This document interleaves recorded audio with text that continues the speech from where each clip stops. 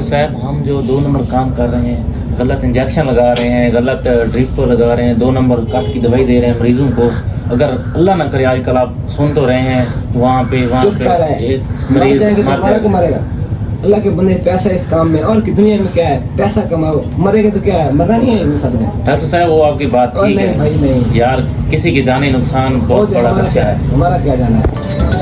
मुझे बहुत बुखार है। डॉक्टर के पास आ गए भाई, अभी सेट हो जाएगा। दिखाओ बच्चा क्या हुआ है। मुझे 4 दिन से बहुत बुखार है, सर में दर्द है।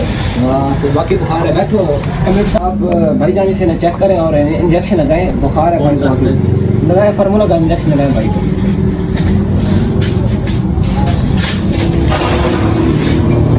ये भाई इसकी एक सुबह गोली एक शाम को, एक उधर से बाजू का है।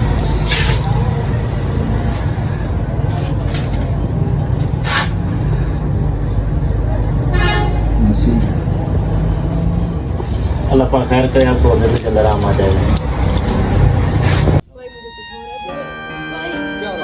क्या हो रहा है आपको भाई, क्या हो रहा है मेरे भाई को डॉक्टर ने बाहर जाना, मेरे भाई को डॉक्टर भाई आपको क्या हो गया मेरे भाई को डॉक्टर। हेलो क्या हुआ डॉक्टर साहब?